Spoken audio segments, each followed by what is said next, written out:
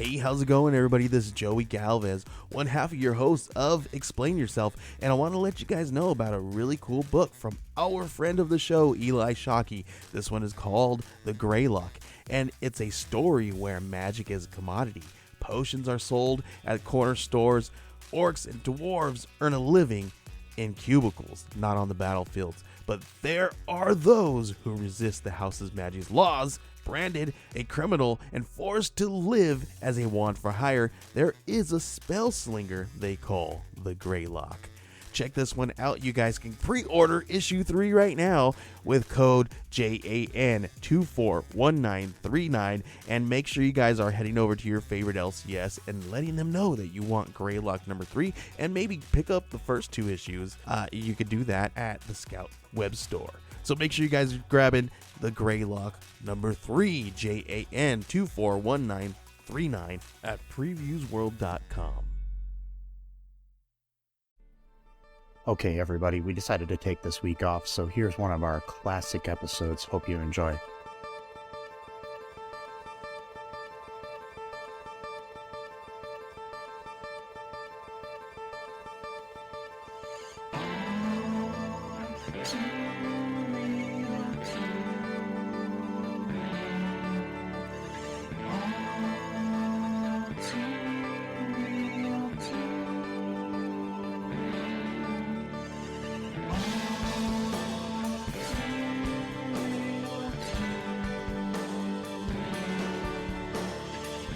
Okay, everybody, welcome to the latest episode of ALL2REELTOO. My name is Michael Cohen II, and with me, as always, is Matthew. I'll change my name to Addison Ray Part 2 if we don't have another He's All That coming to Netflix, because apparently Addison Ray has like a 75,000 film contract from Netflix, even after getting loads of criticism from people for He's All That, because Netflix thinks, oh shit, people hate this, let's just give them more of it, because that's a good business model. That's my whole middle name, by the way. My last name is Austin, so it's just longer every time. Were you able to like write that on forms? Yeah, it cost quite a bit of money, but because they charge you per word, I think, so yeah, kind of like tombstones, they charge per letter. Well, That's kind of sad. It is. Think about they it. do. I think they charge per letter. I think they do. That's sad to think about. So it's like if you're broke, it just says like hi or something like that, or like or bye. Oh, that's sad. I'm just gonna have my tombstone just say Mike, because it's only 4 letters. I'm not even gonna have a date on it. It's just gonna say Mike. No, instead of Mike. Wow. Yep. Oh God. Yep. Mm-hmm. So today on the show, we are venturing back into the world of direct-to-video sequels. Or reboots, or whatever the fuck this is. And, remake. I don't know. It's, our Direct from Hell series. Today we are covering the Netflix film He's All That.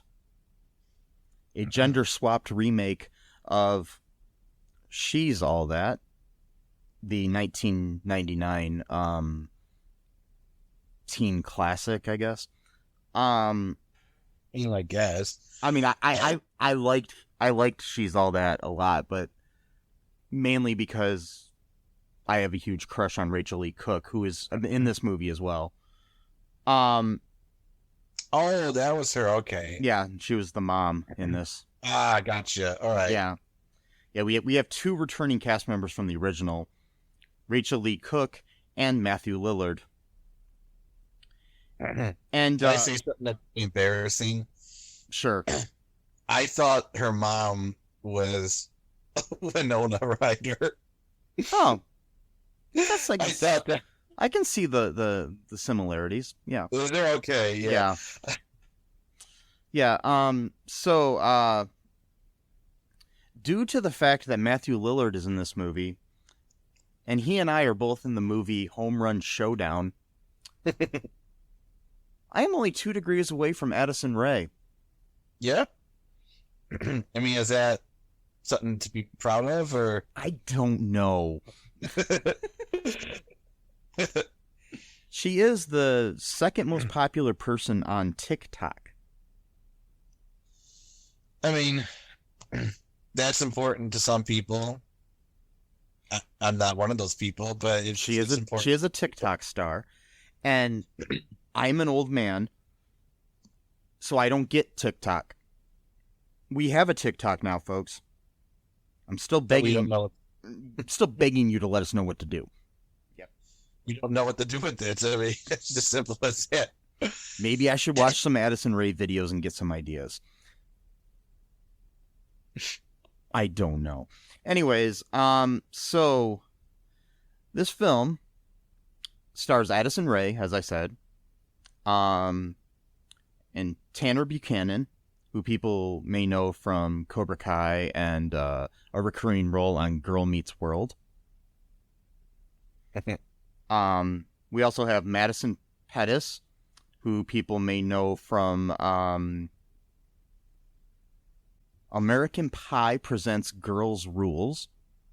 Oh, God. Yeah, she was in that. We covered that one. People will know her from when she was a little girl in the movie The Game Plan with Dwayne "The Rock" Johnson. I don't think I've seen that movie. It's a good movie, actually, and she plays his daughter in that when she was like, really little. Oh, was that the meme where like someone's like talking in the backseat of the car and he like turns his head?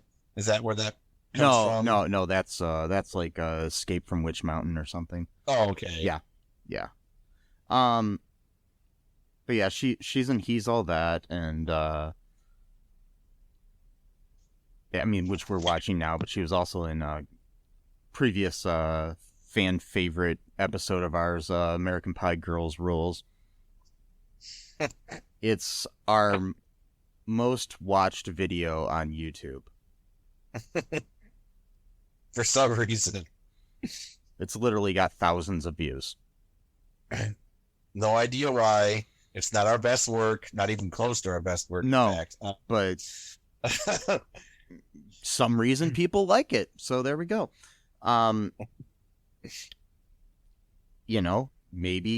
Maybe it'll be our link into becoming Addison Rae famous. Anyway, so we also have Rachel Lee Cook in the movie, returning, as I said, but she's playing a different character because this is like a reboot, not a sequel. Right. The film was actually written by the same writer as the original film, R. Lee Fleming Jr. And directed by Mark Waters, known for movies like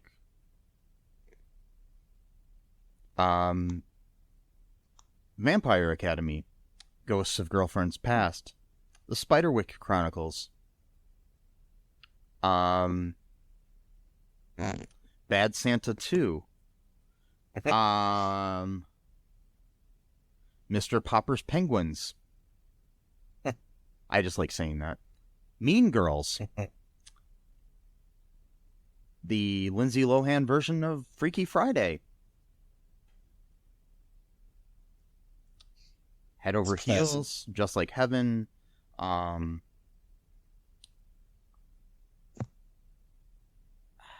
Yeah. Cheerleader Death Squad, the TV movie. I don't know what that is, but I just like the title. What cheerleader was it called? Death Squad? Yeah, Cheerleader Death Squad.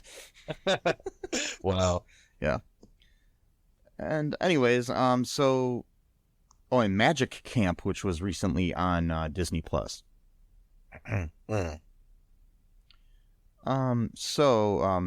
Co-starring Gillian Jacobs. from Community. So like I said, Matthew Lillard is in this as well as Principal Bosch. We do have Jordan Van Drainen or whatever, played by Peyton Meyer from Girl Meets World.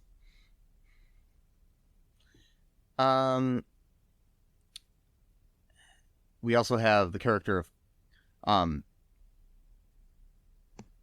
Nisha, played by Annie Jacob. We have Bryn Queller, the sister of the main character of Cameron Queller, played by Tanner Buchanan, played by Isabella Crovetti. We have Myra Malley playing the character of Quinn. We also have Kourtney Kardashian appearing as basically a veiled version of herself in a character named Jessica Miles Torres. Yeah. So that's pretty much our, major cast members here. So, Matt. Yeah. What happens in this movie?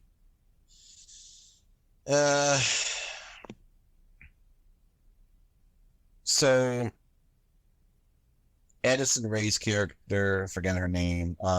Her character is named Paget Sawyer.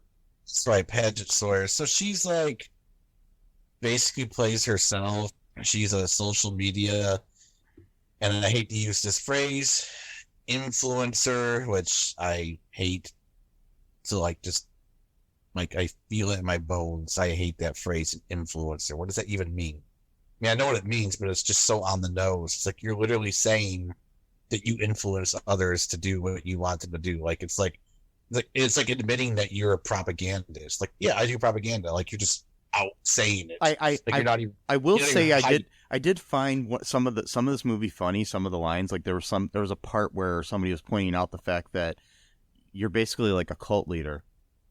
Yeah, which kind of are, I mean, yeah, pretty much. I mean, so she's got a lot of followers on social media, and I kind of go through her routine where she'll get up early and put makeup on and all this stuff, and then she'll go back to bed, and then she'll hit record as though she just woke up like that kind of thing. Yeah, and then she's like, talking to all of her followers in the live chats, and just trying to do a message of hope and positivity and all that stuff. And then she answers a few people's questions, and then she gets ready to go to school. And then we find out that she pretty much just lives with her mom in kind of a somewhat working class type of home. It's not at all like like her bedroom kind of looks like it would be like in a really kind of like ritzy house, but that's just how she set it up, again, because this whole movie is about, being very image centric and shallow and that kind of thing. So her bedroom pretty much just looks nothing like, the rest of the house. Yeah. House does. And her mom is a nurse, and, she just got home from a 12-hour shift at work from 7 p.m. to 7 a.m. And, we start talking. We find out that Paget's actually been paying some of the bills, against her mom's wishes, because she's making, quite a bit of money, with her, social media career. So she went and paid what was it, the plumbing bill or something? I forgot. Yeah, something like that. And I mean, I will tell you, I mean, her goals are basically she's doing this. I mean, sure, there is the whole image, sort of thing that she's getting from it, but she's also using the money that she's making for it to pay for her college, is what she's hoping to do. So it's at least slightly altruistic. It's not like yeah, completely selfish thing. At least she's paying for an education, I guess. Yeah, I mean, she's not really totally that self-centered. And so she goes to school, and she actually pretends to live in a nicer neighborhood and to be picked up by her rich friends. So she actually has them meet outside, like just a different apartment complex or something. I don't know. It's like a nice fancy like apartment or apartment building / condo building or whatever. Yeah. Yeah. So she goes in the car and they're kind of, they well, at least one of the friends, they both kind of act like this, like, like they think they're above, certain parts of the city or whatever, because they're come from like rich families or whatever. So, very typical class, antagonism that the upper class has against the lower classes. And by the way, the feeling is mutual, and eventually we will have a war with each other, and we'll see who wins. Anyway, sorry, that came out weird. Was that a threat? No, it's not a threat. I'm just saying.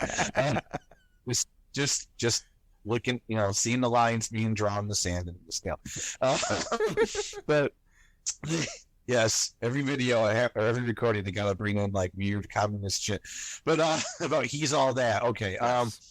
So they're doing like a music video for her boyfriend, who is also like some social media star, because I guess that makes sense that you would go out with someone just like you, and you both happen to go to the same high school together, and you both happen to be huge social media stars with like millions of followers. Okay, I guess that's possible that could happen. Yeah, because two of them in the same high school would happen. Yeah, it just and in the same grade as well. But whatever. Okay, no matter. But we'll skip that kind of thing.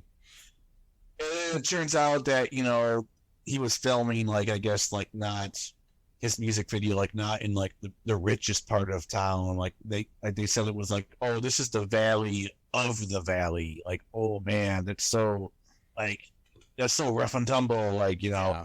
And it turns out that he invited her to show up to the music video, but he thought it would be a good idea to cheat on her in his trailer at the appointed time that she was supposed to. Well, no. Anyway. From what I understand is he had actually said not to visit the set. Oh, okay. Yeah. Okay, that makes sense then. Yeah. So anyway, he was cheating on her, and she caught him, and then she went on this really long, angry rant. But her quote friend was filming. We'll find out later. It's pretty obvious to anyone who's like above 2 years old to figure this out. But she was filming the whole interaction, and then within like a day, she became like the enemy of Twitter, because that's what usually happens. Is you do one wrong thing or whatever, and immediately you're scarlet letter. You're finished. Which is why I don't have Twitter or any of those kind of big social media platforms, because they're pretty ruthless out there. I always joke about, at least with like fundamentalist religions, like your sins are forgiven once you go into the fold, like you were just wiped clean. But with like social media, it's like those sins are never forgiven. Like you can never, like, no matter how much, whipping of yourself you do for like, it doesn't matter. Yeah, it's somehow that she starts losing the followers because of this and stuff, and it's just like, oh no, she had a bubble booger.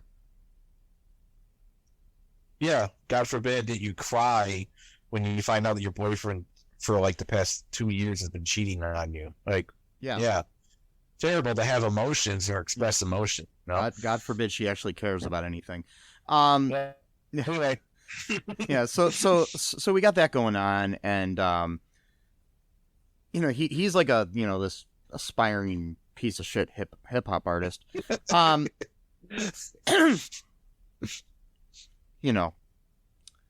yep, who takes his shirt off all the time.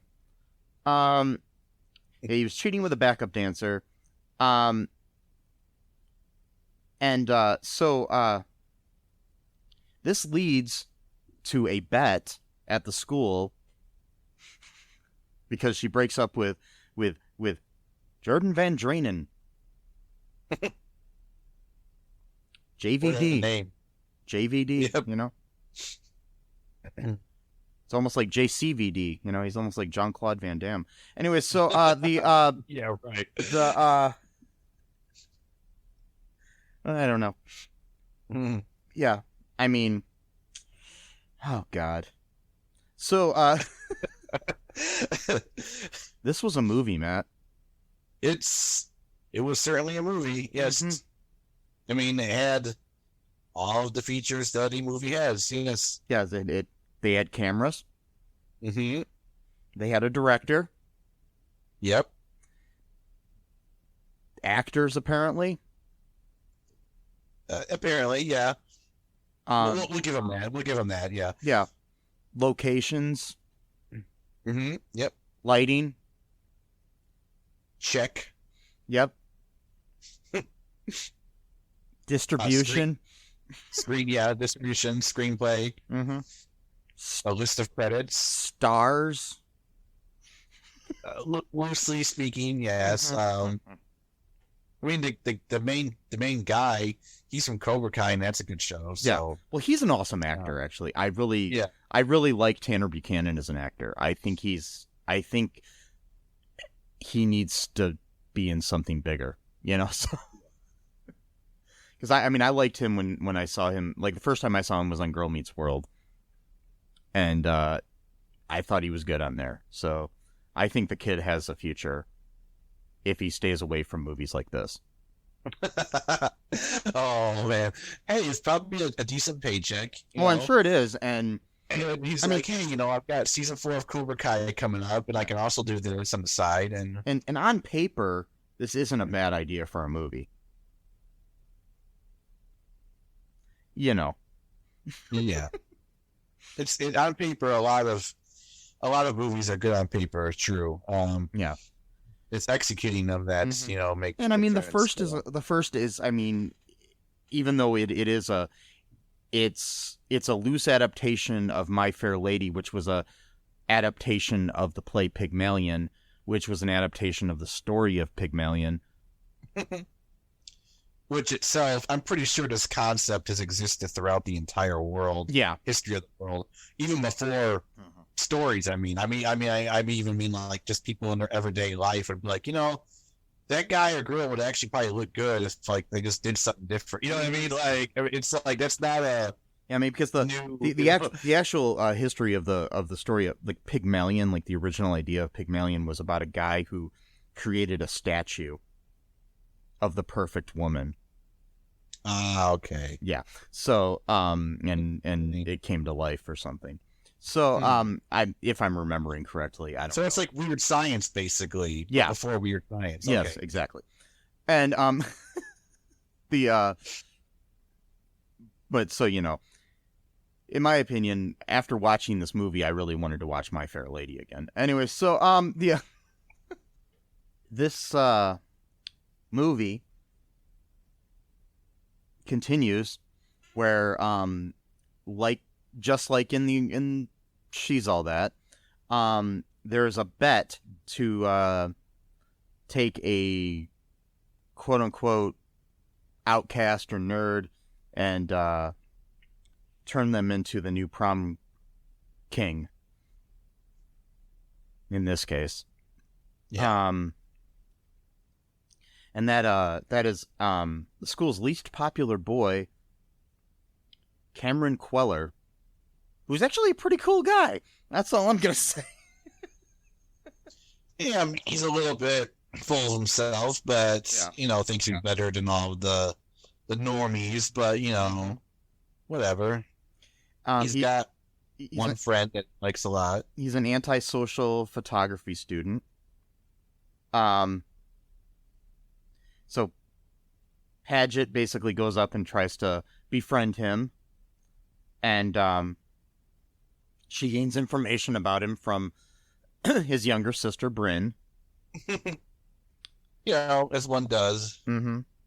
And so this is this bet thing. Basically, her friend Alden bet her about it, and that the person that loses the bet, is a loser forever. Which how would that even be established? That's a whole. I don't. They explain it later in the movie in the credits, but we'll get to that. Sure. Okay, yeah. So you know,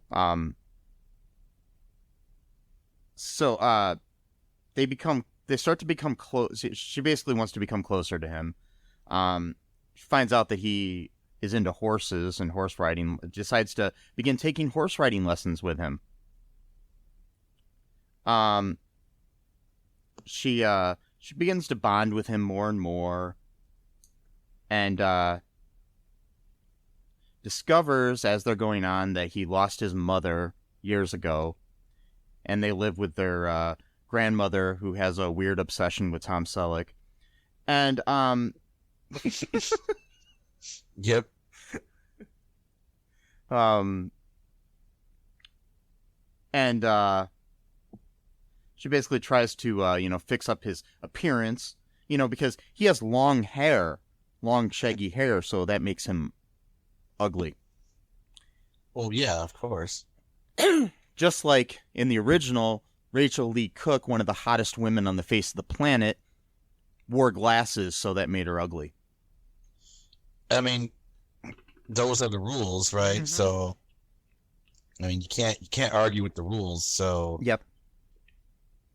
Take her glasses off, and all of a sudden she's hot. You cut the dude's hair, and all of a sudden he's hot. Even though he was already attractive to begin with. I mean, to be honest, I did not like the haircut they gave him at all. I thought it looked stupid on him. Yeah, but like that's me. Yeah, like I'm sorry, not every hairstyle looks good in every person. No, because every person has a different shaped head. So no, we all have the exact same head. I guess so. Apparently. Mm-hmm. Okay, so she begins to bond with him, finds out about the mother, dying. And their father is residing in Sweden and sends them random gifts from time to time, like every few months or so. But, yeah, I didn't understand the random gifts. What are they even supposed to signify? Just like random. I think it was just basically like, oh, I still think about you, kids. Here's some crap from Sweden. Yeah, yes. Yeah, because, here's a crappy Barbie doll from Sweden or whatever. Because, that's the way my dad showed me that he loved me. He's got you a Barbie doll from Sweden? Yes. Or a Swedish version of a Barbie? Yep. Okay. Mm-hmm. I still have it. That's cool. Mm-hmm. I sleep with it every night. Okay. Just getting weird, but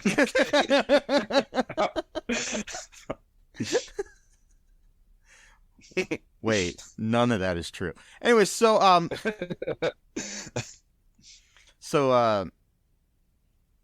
there's this party that at her that her friend is having for her birthday, and it's called Drop It Like F. Scott. It's a Great Gatsby themed birthday party, which Cameron points out to the fact that, if you actually read Great Gatsby or watch the movie, you realize that the excess of the world that they lived in was basically, pointless, and it was a satire on the ruling class. Yes. Yeah. It wasn't meant to be emulated. It was which is what this movie is, I think, doing by doing that. So it's actually kind of clever in a way, because they're basically showing how these kids misunderstand the concept of Great Gatsby by doing what Great Gatsby is satiring, and in fact the movie is then satiring. Well, that whole story, if you actually understand it, which I know most people don't read, or people could read, people don't really comprehend anymore. Unfortunately for most people, and that's not an ageist thing. That just seems a general things going on in our society where we can take in information, but we can't actually comprehend what it is. So that whole story, you know, of the Great Gatsby or whatever, his entire life is a fraud.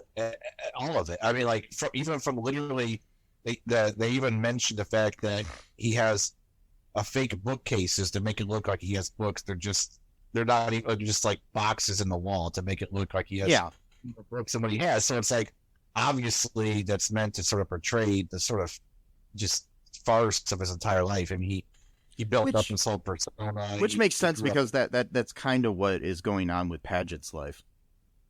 Because her life is a fraud. So there. I mean, I will tell you, some of the writing in this movie is actually clever.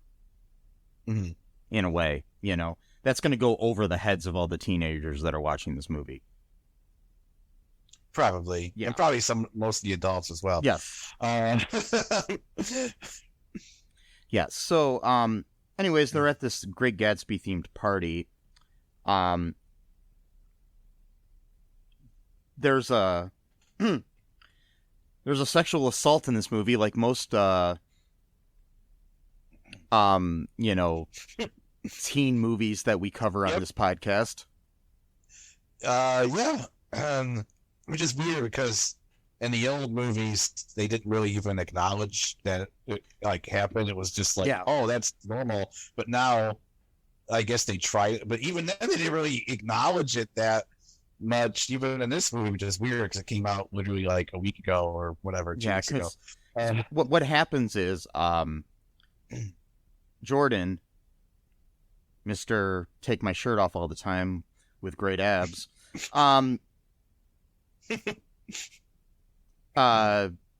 tries to get back together with Paget. She's not having it. And so he then runs into Bryn, Cameron's younger sister, who I'm not understanding how old she is in this movie is supposed to be. I don't know how much younger she is than Cameron.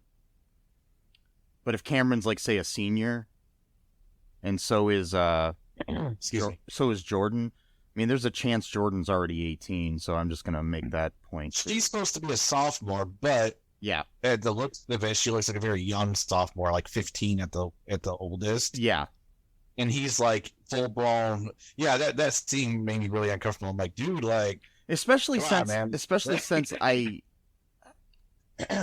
So the ages between these actors. Peyton Meyer was born November 24th, 1998. And Isabella Cramp, who plays, or who goes by Isabella Crevetti,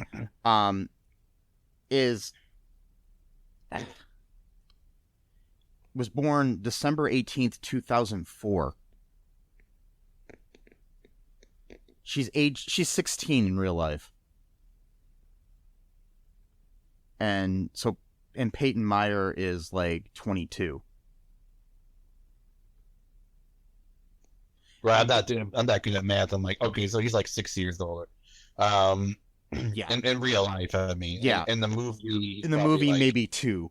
But still. I'm like, dude, you can tell she's a lot younger than you, man. Yeah.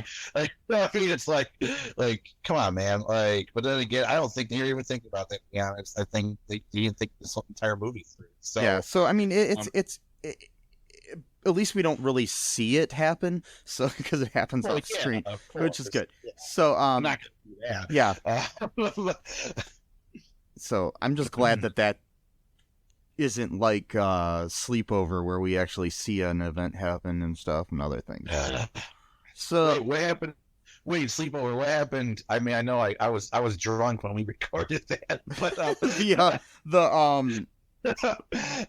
that was where a much older actor tried to have sex with a much younger actress in What? Oh yeah, the dude in the car. Right? Yeah. They were just like parked out in some like public park. Yeah. Where like everybody's by and he's trying to have sex with her there. Yeah, anyways. So Sleepover, that's good. 2004, it's a good movie. Yeah. Yeah. Which, by the way, is the year that the actress who plays Bryn was born. Exactly. Oh God, I feel so fucking old now. I know. Like, oh man, like, does not even feel that long ago to me, and I realized like people fucking born in that year. Yeah. And I'm like, oh Jesus. I hate to break it to you, Matt, but people are born every year. I know, it just gets worse. Like, no, I'm serious. Like, so like, I don't even know what I'm saying now, but like, just ADHD moment. Just okay, so like next year will be my 20 year of graduating high school, and I'm like thinking to myself, I'm like, shit, that means that someone born the exact day I graduated high school is going to be 20 years old. Yeah. Like, and that was 2 years before I myself became 20. Yeah. I think really weird when it comes to age math, like they like start comparing myself to other people. I'm like, wait a minute, that was 2 years before I myself became 20. But it's even weirder because I'm past the 25th anniversary of when I graduated high school. So everyone that's been born after I graduated from high school is legally allowed to drink in the United States. Yeah. Yes. Yeah. Exactly. So there's that. That really puts things into perspective. So anyways, sorry, I didn't mean, I just want to say something really quick. Go ahead. Okay, so I mentioned that I was drunk when I recorded the sleepover. I wasn't like completely drunk, but I had like a shot of whiskey like every half hour, and that was like a 2 hour long episode. So that kind of tells you something about how much I talk when it comes to that alcohol. But so yeah, if anyone wants like a challenge where it's like, I want Matt to record this while he's somewhat. By the way, I'm not gonna get totally inebriated, so. If anyone requests that, that's not going to happen. But like, if it's like, oh, I want to hear Matt's thoughts when he's drank a little bit or whatever, then we'll see what we can do about that. But yeah, send me a message at mike@cullenpark.com and we'll take care of that.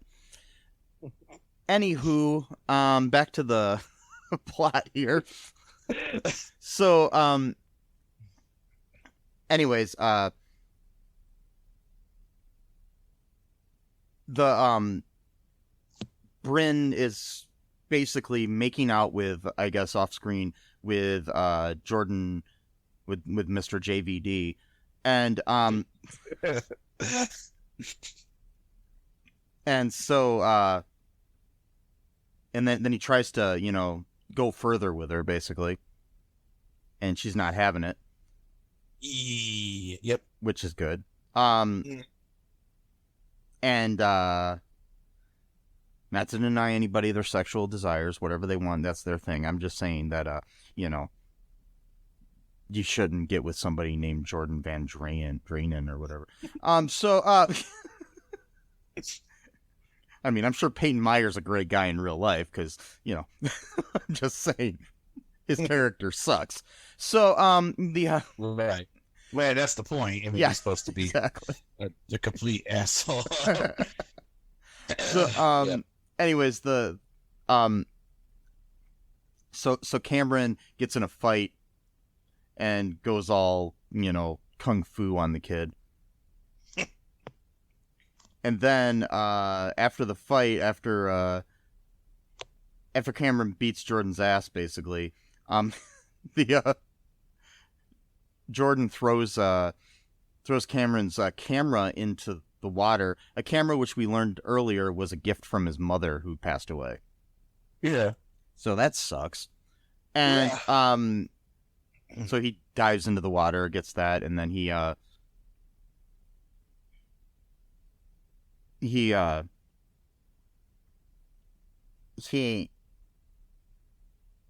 don't know. So the next day, Alden, who is one of Paget's friends, turns on Paget and reveals her plot to become prom queen alongside Jordan. Because at the end of the party, Jordan and Alden kind of got together. Also at the party,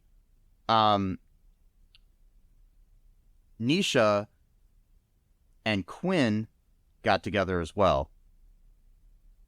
They were, that's Padgett's other best friend and Cameron's best friend. Yeah. So yeah, we got that going on. Anyways, so, you know, that's just a little subplot.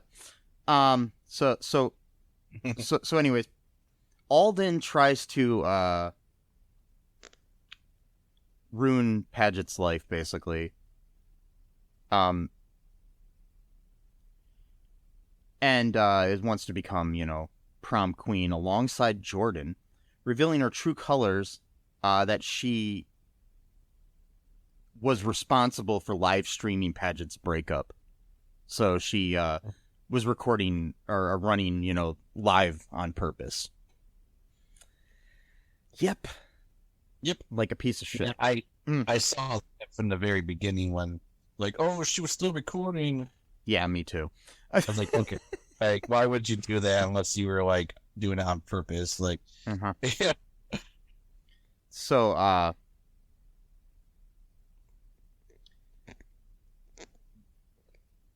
anyways, Padgett is, you know, has been falling for Cameron. She's afraid to express her feelings after she kisses him. He invites her over to check out his dark room. Yeah, man. Which sounds dirtier than it should. No, it's where the photos are. I know, I'm just joking. Just saying it. Check out my dark room, baby. Yeah, check out my dark room, man. It's where I brood and with my super cool thoughts, and you know, I'm such an intellectual, and you know, I hate the world, man.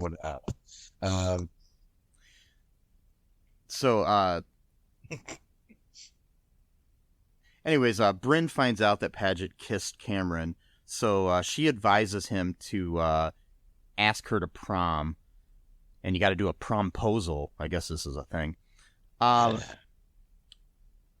because the world is the strangest place it's ever been. Anyway, so and I'm really glad I'm not in high school now. That's all I'm gonna say. Yeah, me too, totally. I feel bad for teenagers now. Me too. Of all the shit that I deal with. Yeah. On top of just regular school shit, but like... I mean, I was treated like shit a lot in high school by certain people, and in grade school specifically, more so than high school. High school things weren't as bad, because I found my people.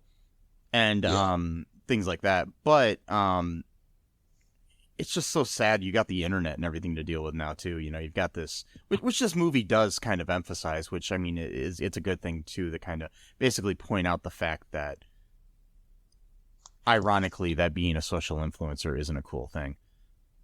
Right. Yeah, it's not. In a movie that stars a social influencer. What's that? I said in a movie that stars a social influencer. Exactly. That's kind of, the weird part of it. Unless she's going to quit being a TikToker because of this movie, then that would be, an interesting message, I guess. But I don't think that's going to happen. I highly doubt that, especially when one of her best friends is Kourtney Kardashian. Anyway, so Yep. And that's why Kourtney's in the movie. Anyway, so Yep. So anyways, fast forward through this a little bit. We've got at that point we've got the whole famous rehash of the I'm a fucking bet scene from the original. Right. That's my favorite line in the original movie. So yeah, we've got that scene where Alden basically exposes the challenge that Padgett and her made. And that makes Cameron angry, of course. And so on the day of the prom, Padgett's mom tells her that, she should still go to the prom, but be her real self, not worry about anything else, Cameron refuses to go to the prom, but Bryn, realizing that her brother has been smiling for the first time ever since their mother's death, since Paget came into his life, basically persuades him to go. He doesn't show up, and Paget ends up declining her role as prom queen, which she won. And Alden thinks she came in second, so she can come up and get the thing. Oh yeah, and Jordan was prom king, by the way. So Cameron, didn't win that. Didn't win prom king like the bet was supposed to be. Right. And this is all after we had this big dance off. Oh God, I hated that so much. Which was amazingly made fun of by Matthew Lillard in the movie itself, Yes. which is great. He was great at that. Yeah. So I was reading somewhere. We'll get to this in trivia a little bit. Guess how long Matthew Lillard was on set? I don't know. A few minutes. I don't know. He filmed everything, including all of his voiceover stuff that they have throughout the movie, in a half hour. Oh wow. Oh man, that's pretty good, man. Yeah, That's pretty cool. yeah, I like him a lot. I think I do too. I love Matthew Lillard. If you're listening to this, Matt, I really like you on the show. So please. So reach who out. did he play the first the thing? She's all that, because it's been like decades since He was watched basically the Jordan kind of character. it. Oh, okay. He was basically he was kind of the Jordan sort of character. He was more like the backup dancer sort of character, I guess, in a way, because he was the Freddie Prinze's character was dating a girl that broke up with him for Matthew Lillard's character. Oh, okay. Yeah, and Matthew Lillard was like a star on MTV on like The Real World or something in that movie. So, Oh, I see. Okay. yeah, not in real life, but in the movie, his character, Yeah, I was gonna say his character was like a reality TV star, and I'm sure on like The Real World. It's been years since I've seen the movie, so I'm trying to remember. I might go back and rewatch it now to kind of take the taste of this movie out of my mouth. Yeah. But anyways, so Alden didn't win second, so she doesn't get to be prom queen. This like total goth girl ended up winning it. Which I didn't understand. Said it was a right, but why do so many people write in her name I don't know. in the first place? They didn't explain how. No, they didn't. No, they dropped the ball on that one. Yeah, I mean, I don't think it mattered, but Yeah, because it wasn't like that important of a plot point to really, yeah. And when Paget declines her prom queen role, she goes through a whole thing where she basically explains who she really is, that she's not rich, she, lives in a house, her mom, blah, blah, blah, and she shows, like, pictures of herself and what she really is like, when she's not all made up and everything in this, like, sweet sort of moment in the movie. And, she knows that Cameron's not there, but then she ends up, going outside. Cameron rides up on a horse outside the school. Of course, like you do. I mean, I always did that. Yeah. I actually took a horse to school every day. I don't know about you. Just sometimes. Okay. Yeah. Like on Thursdays or something. Yeah, it was mainly a Thursdays type of deal. Yeah. I was more of a Wednesday guy myself. But anyways, so the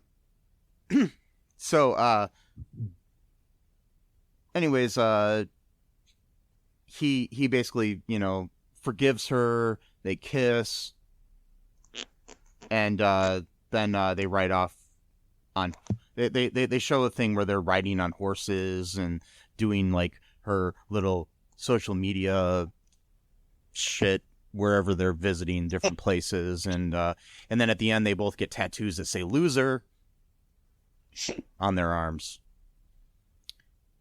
And then there's Get it? And then there's my favorite part of the movie, the credits. Oh yeah, the credits are pretty awesome. Yeah. Yeah. Because that made me realize the movie was over. And Yep.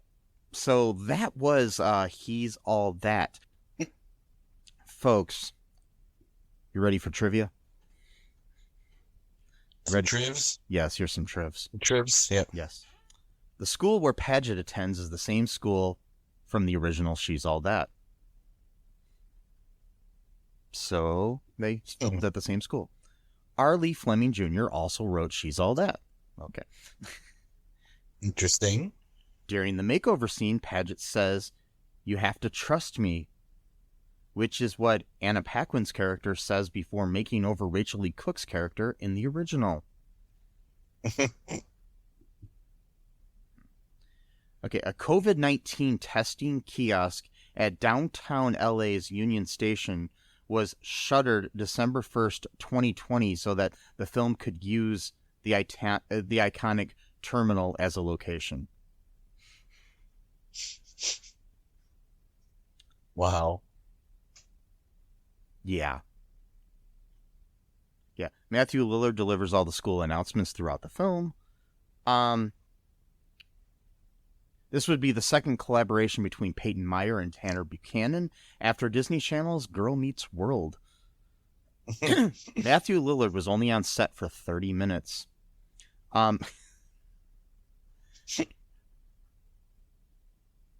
Rachel Lee Cook's second Netflix film, her first was Love Guaranteed. This is Addison Rae's movie debut. Never would have guessed that, because she's just so... Wait.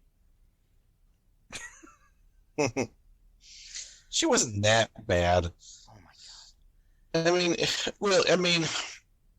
Yeah, there were moments here and there where she was like terrible, but like the whole movie she was. Yeah, I know there were moments where she was good. Yeah. The prom scene features Rachel Lee Cook's character recognizing a cover of Kiss Me and wondering where she had heard the song before. This is a deliberate nod to the original She's All That, which Cook starred in, and featured the original song by Sixpence None the Richer.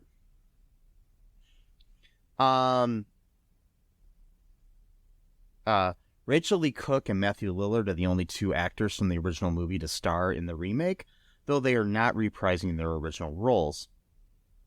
Cameron says to Paget, "Am I a bet? Am I a fucking bet?" Rachel Lee Cook's character Lainey Boggs said the same thing in the 1999 film. Okay. And that's all the trivia. You ready for some reviews? Yeah, let's go ahead with the reviews. Let's do it. Okay. Here's a 1 out of 10. Written on my birthday, August 28th, 2021. Oh, interesting. Tandem 95065 says, "Too much cringe.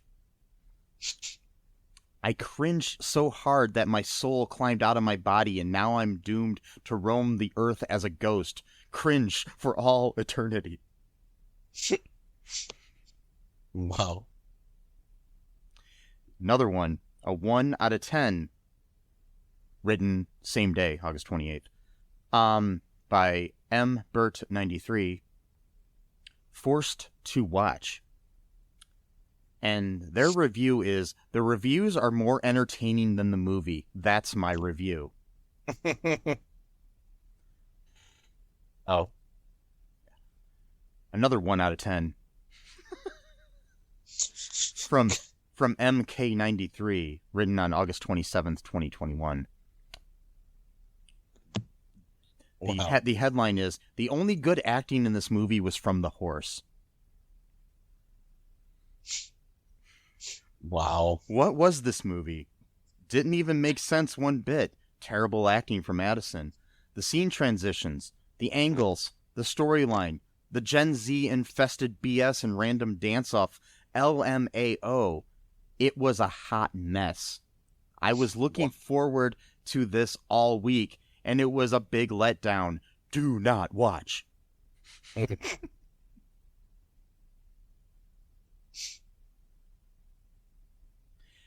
Wow. Here's one from Glittered Sweet Shadow, written on the 27th of August. 1 out of 10. What the heck? Who held Matthew Lillard and Rachel Lee Cook at gunpoint to star in this mess? Okay.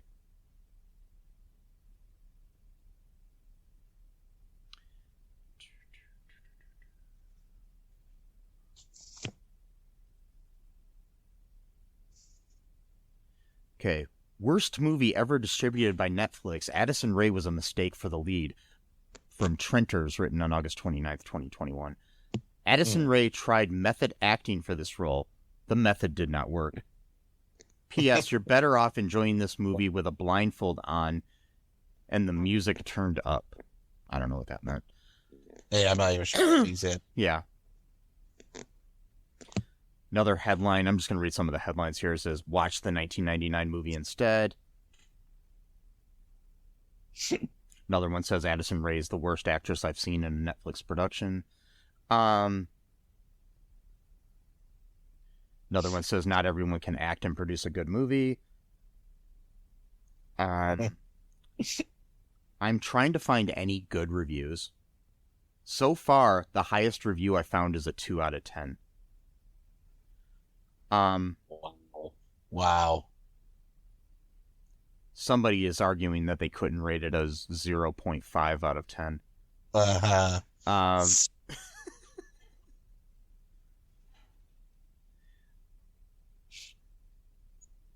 Another one says, if you like the original, do not watch. All right, here's another 1 out of 10 I'll read really quick, and this is from T. Danis on August 27th. TikTok celebrities are not good actors, and this is a 1 out of 10. The actors in this movie aren't considered actors.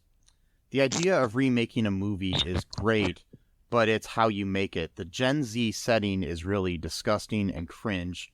It's all about followers and who's the biggest D. And who has the bigger D, I'm sorry. It's all white trash, which is what a huge turnoff. The only good actor, well, amazing actor is Tanner Buchanan. Good movie, idea, bad acting and setting. Another one says Addison Rae is the worst actress alive, which I don't think so, but she's still bad.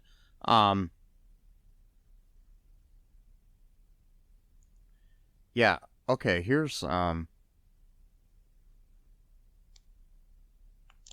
see a 5 out of 10. That's the highest so far, which, isn't even a good review of the movie, too. Yeah, so basically, there are no good reviews for this movie. I was hoping to find somebody that actually liked it, but I am not seeing any yet. And I've scrolled through most of these. Let me see, there's other ones are like, I cannot describe how bad this movie is. Somebody who doesn't understand the English language wrote, doesn't worth my time. That is their headline. Doesn't worth my time. Doesn't worth my time. Interesting. That's going to hurt my head. Doesn't worth your time? Yeah. Okay, here's a 5 out of 10 that I'm going to read just because. This is from Megan Hodgson on August 28th, 2021. 5 out of 10. Elmo is better. It wasn't necessarily the acting that was bad. The acting was mediocre. It was what they made them do and say that messed the whole movie up and made it completely cringy. Not only that, it was very predictable as well. I felt like every other cheesy teen drama... it felt like every other cheesy teen drama to ever exist. I don't recommend watching it. It was definitely something, and if you do watch it at your own risk of being disappointed. I was even surprised that Addison's acting wasn't all that bad. Thought it would be worse. So that's a bad review, but they still gave it a 5 out of 10. That's just that's okay. yeah. It's like don't watch this, but I'm gonna give it a 5 out of 10. Like maybe it was like a charity thing. I don't know. Yeah. I just felt like they tried or whatever. So I've heard rumors. I don't know if this is true, but I watched a video about this movie, and that Addison Rae could never memorize her lines. They had to refilm like all of her scenes a million times. Not really a million times, but several times, to the point where the crew and cast were getting like pissed off at her. What was she allegedly doing? Like, or acting like? I mean, she just couldn't memorize her lines. She didn't know her lines. Oh, so it wasn't because she was like just being mean to like anyone or like? No, it was just pissing people off that she couldn't. Oh, okay. She couldn't comprehend memorization of her lines or anything. Well, again, it's a movie debut. Maybe give her a break, but still. No, I mean like start something with something small, not a Netflix movie where it's like a whole lot of pressure. You know what I mean? Like, and especially a remake of a movie that it's beloved by a whole generation of people, and maybe not make you the lead. You know, like maybe do a guest appearance on an episode of a Nickelodeon or Disney Channel show. Work your way up or something, Yep. I don't know. But she is sadly one of the most famous people in the world that I had never heard of until like a week ago. Because we're not on the platform. No. TikTok has it's like its own world. I know. And we're not part of that world. So to us, I got getting to the age now where like I just don't give a shit like who's popular generation. We're like you're supposed to be like in awe of this person. I'm like, oh, okay, whatever. Like it almost like takes people aback. Like younger people, like, oh, did you realize you're talking about so and so? I'm like, I guess. Like, she's a cute girl. Whatever. She sings and dances well, I guess.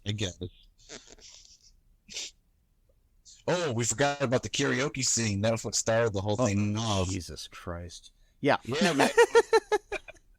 That was such a cool... Man, I just felt so good to watch that. I was like, oh, man. Like, neither one of them could sing. Anyway, so, Yep. But, teenage something. It was Katy Perry's Teenage Dream. Yeah, okay. Yeah. And, so I mean, that's a thing. Like, okay, like almost a generation ago now, Katy Perry, maybe not the most talented person in the world, but at least talented. And I understand why people liked her. When I was a kid, people liked Madonna. I get why people liked her. I get why people liked Lady Gaga. I get why people liked Alyssa Milano when I was a kid. I get why people like I don't know, Danielle Fishel as Topanga in Boy Meets World. I've got the Meets World, thing in my mind because of the two actors. But you know what I mean? I get why people liked these people. I just don't get the whole TikTok and YouTube stars necessarily. Kind of get the YouTube stars a little bit, but I still don't fully. What we call it? Parasocial.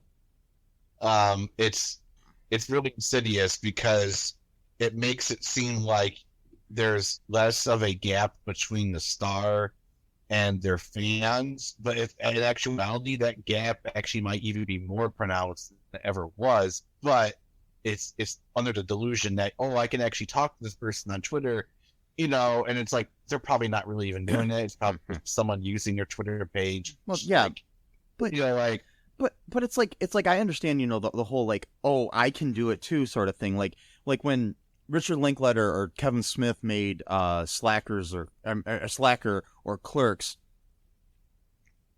that made me as a filmmaker think, I don't need a huge budget to make a movie. And now, of course, you don't. And the thing is, unfortunately, everybody has like easy access to inexpensive equipment to make movies or music or whatever they want. And people are doing TikTok. I get it, but the thing is, it's like, I know that some of the stuff on TikTok is creative, but I don't know. I'm worried about this short form entertainment because we already have short attention spans, and I'm just worried that that's going to take away from, you know, massive sprawling, you know, entertainment. Like, you know, we're no longer going to have something like a Magnolia from Paul Thomas Anderson, or, you know, it's like a long movie, or even something like Lord of the Rings or whatever, you know, we're not going to have these like beautiful types of films and stuff like that. But I guess that's two different things in a way, but it's just kind of worrisome. And it's just me being an old, grumpy old man, you know, it's just, yeah, I don't know. Right. I mean, Everything but, made sense. Yeah. but I did feel like we had some kind of victory when Quibi died. But I don't know. I just prefer long form entertainment when it comes to things, even if it's, you know, a TV series that just lasts, you know, has a, you know, a good. I like things with a beginning, middle, and end. I guess that's my thing.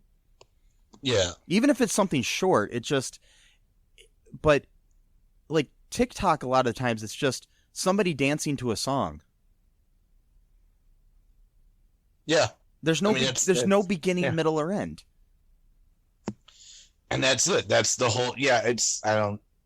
I guess every generation has its thing or whatever, and I guess every generation thinks their thing is the coolest thing, but like not necessarily though, because when I was younger, I like some of the stuff that was current, sure. Yeah. But a lot of the music I listened to was actually like the classic rock stuff, like from the 70s, maybe some early 80s. I mean, I did like Limp Bizkit for a while, but pretty much every kid of my generation at that point did, because they were just like such a huge fan.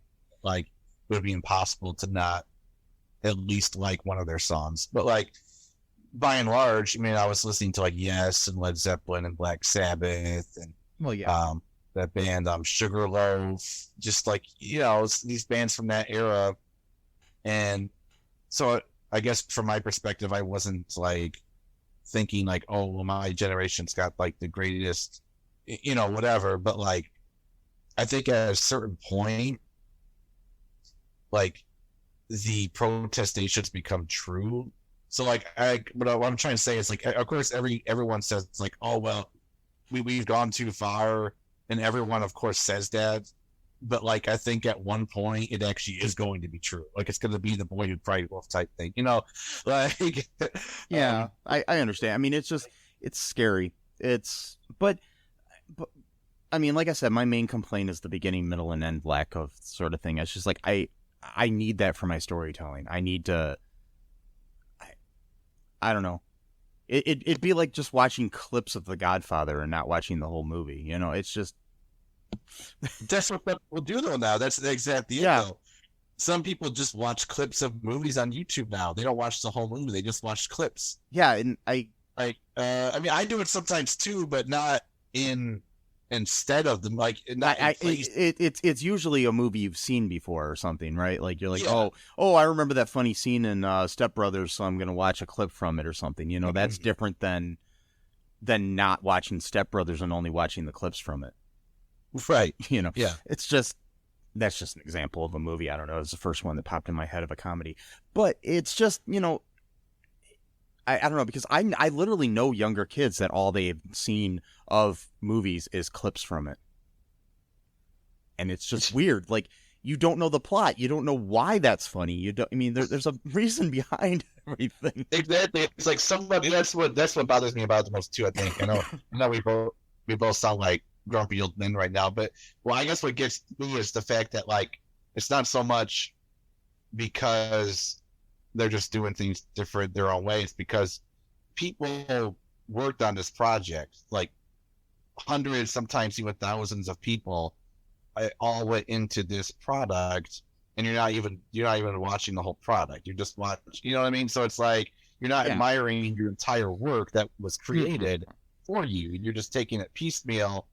And then I guess that's not to go back into my weird communist rants, but I do think, yes, I do think a lot of this stuff is connected because capitalism is not just an economic. I know I sound like a broken record. It's not just an economic philosophy. It permeates almost every aspect of life. So, and that includes shortening attention spans and stuff like that because everything becomes commodified. But not only that, you could just chip away at the things that you like within that product. So then the entire product itself doesn't really matter anymore. It's just the bits that you like about it.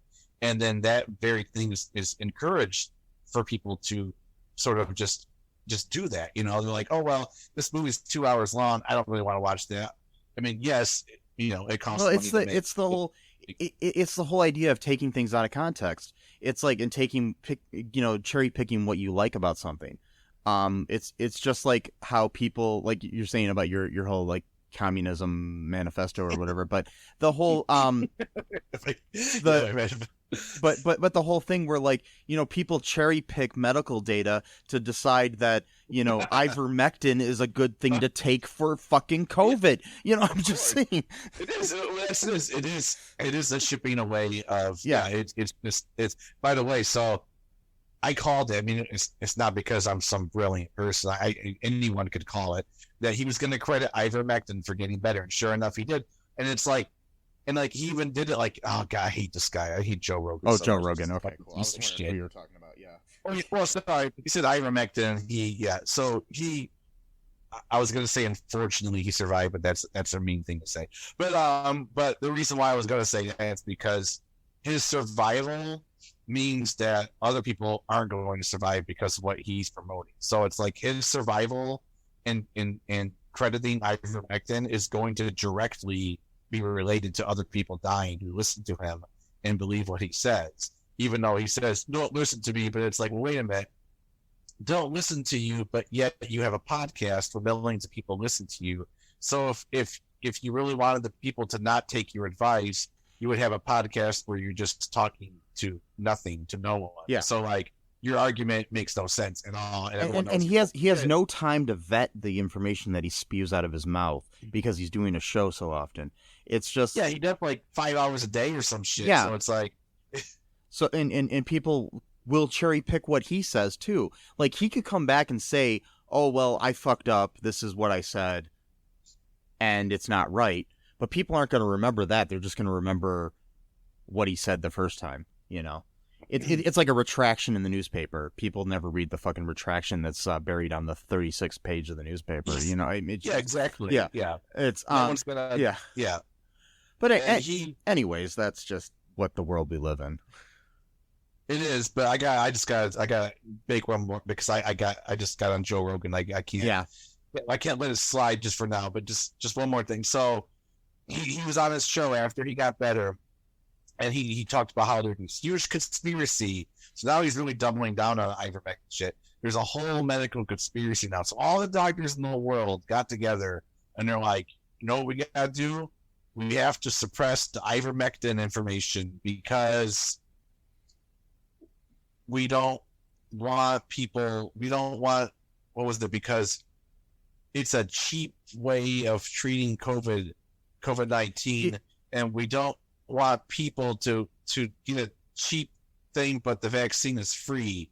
Wait, what?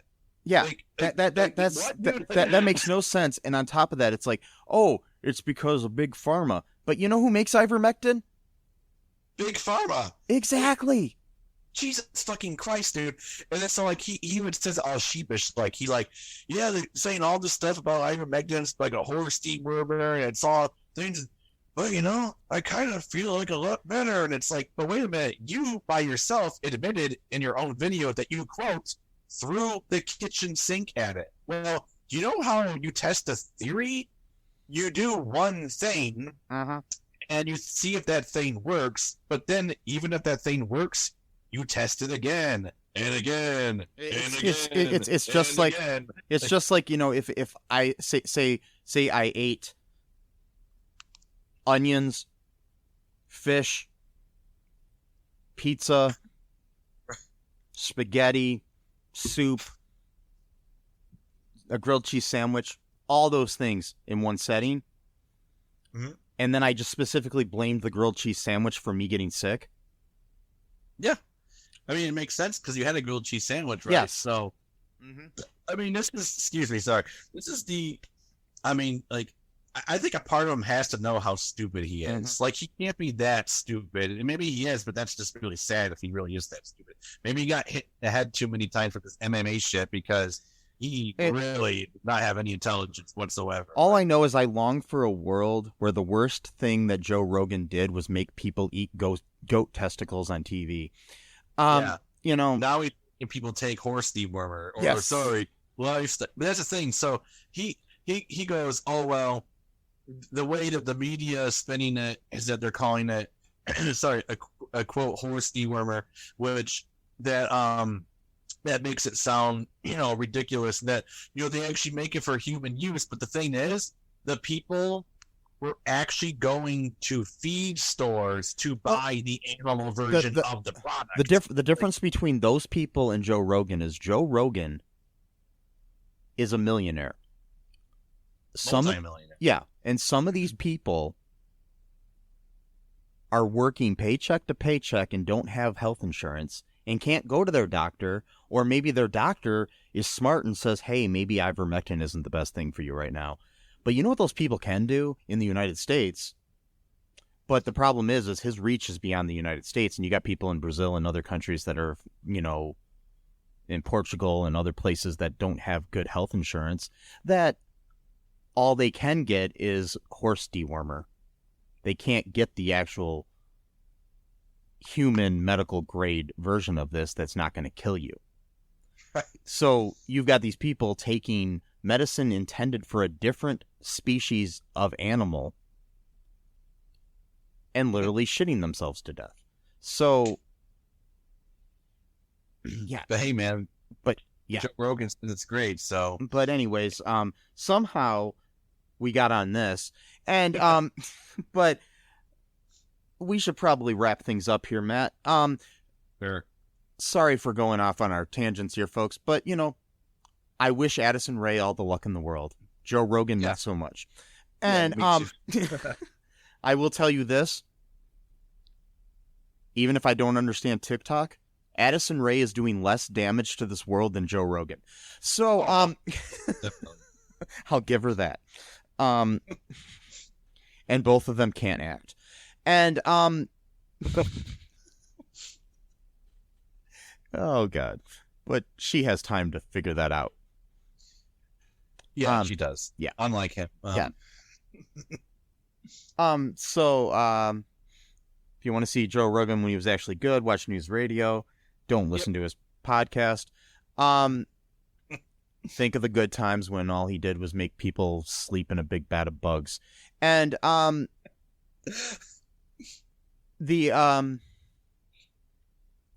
those good times.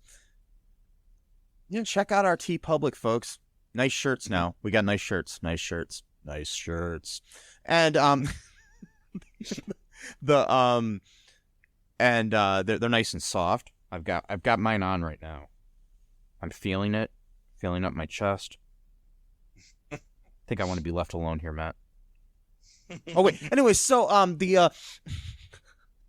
check out our Public. Get yourself a nice shirt. Or any other merchandise we have there for Cullen Park stuff and ALL2REELTOO stuff and everything. Give us a 5-star review if you like our show. Check out our ALL2REELTOO.com for links to everything else. Wear a mask, get vaxxed, wear a condom. And until next time, folks. Bye-bye. Maybe. Thanks for listening to ALL2REELTOO podcast, a Cullen Park production. Produced and edited by Michael E. Cullen II. Music by Matthew Hawes. Subscribe and share the show. Visit us at cullenpark.com.